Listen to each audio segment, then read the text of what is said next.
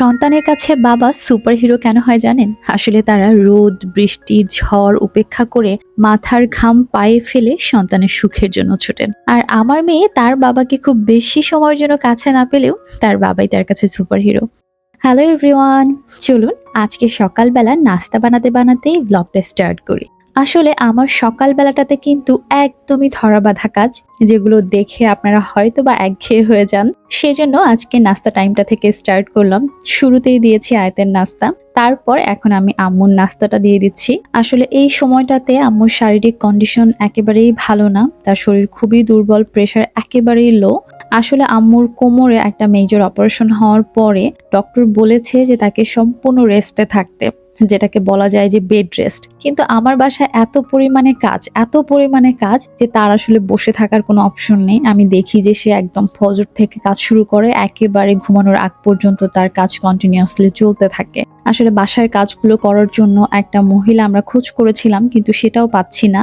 আমরা আমাদের জায়গা থেকে যতটুকু পারি চেষ্টা করি তাকে হেল্প করার, কিন্তু তাকে আসলে রেস্টে রাখতে পারি না। তো সবার নাস্তার পরে আমি আমার নাস্তাটা করে নিচ্ছি। এই গরমের সময়টাতে এই সকালবেলায় দেখা যায় যে আমদুধ মুড়ি খেতে আমার ভীষণই ভালো লাগে। আর তারপরে মা মেয়ে রেডি হয়ে এখন স্কুলে চলে যাব। আর এটা হচ্ছে আমার আজকের দুপুরের খাবার। সাধারণত দেখা যায় যে ঝোল তরকারি হলে আমি দুটো তরকারি একসঙ্গে নেই না, কিন্তু আজকে হচ্ছে একসঙ্গে মিক্স করে নিতে হয়েছে, কারণ আমার আসলে এটাতে তরকারি নেওয়ার বাটি একটাই। তাই আমি চেষ্টা করি একটা শুকনো তরকারি আর আরেকটা হচ্ছে ঝোল তরকারি নেওয়ার। আর এই তো আর্জেন্টিনার এই জার্সিটা হচ্ছে আমার মেয়ের, কালকে খুবই জেদ করে সে রাতের বেলা কিনে এনেছে এবং রাতে এসে পড়েছিল, পরে তারপর রাতে খুলে রেখে বলেছে যে স্কুলে যাওয়ার সময় সে এই জার্সিটাই পরে যাবে। এত বেশি কান্নাকাটি করছিল, তো লোকাল মার্কেটে খোঁজ নিয়ে এইটাই পেয়েছি। আর এই জার্সিটা নেওয়ার তার কারণ হচ্ছে তার বাবা আর্জেন্টিনা সাপোর্ট করে। আমি দেখি মেয়েরা এরকমই হয়, মানে বাবা যেদিকে মেয়েও সেদিকে যাবে। অথচ আমি তাকে এত রিকোয়েস্ট করলাম যে আম্মু তুমি আমার টিমের একটা জার্সি নাও, কিন্তু সে কোনোভাবে আমার টিমের জার্সি নিবে না। সে তার বাবার টিমের জার্সি নিবে, ওটাই তার পছন্দ। কারণ বাবা যে তার কাছে সুপার হিরো হবে না কেন বলুন? এই যে দেখুন আজকে এত পরিমাণে বৃষ্টি, কিন্তু আমাকে যেহেতু স্কুলে 9টার আগে পৌঁছাতে হবে, আব্বুকে শুধু বলেছি, জাস্ট একবার বলেছি, সে সবকিছু উপেক্ষা করে তার সব কাজ ফেলে আমাকে আগে স্কুলে নিয়ে পৌঁছে দিচ্ছে। কারণ এই সময়ে আমার কথার প্রায়োরিটি তার কাছে সবচেয়ে বেশি। আর এই তো আমরা বাইকে বসে ছাতা ধরে আছি, কারণ আব্বু একটা রেইনকোট পরেছে, আমি একটা রেইনকোট পরেছি।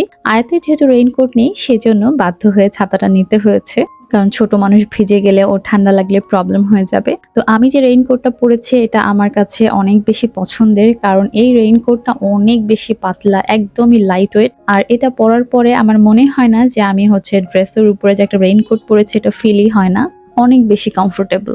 তো পুরো দস্তর ঝুম বৃষ্টি মুখর একটা দিন পার করে বিকেল বেলা বাসায় ফিরেছি এবং আমরা এখন মা মেয়ে মিলে রাতের বেলা কি রান্না হবে সেটার প্রিপারেশন নিচ্ছি।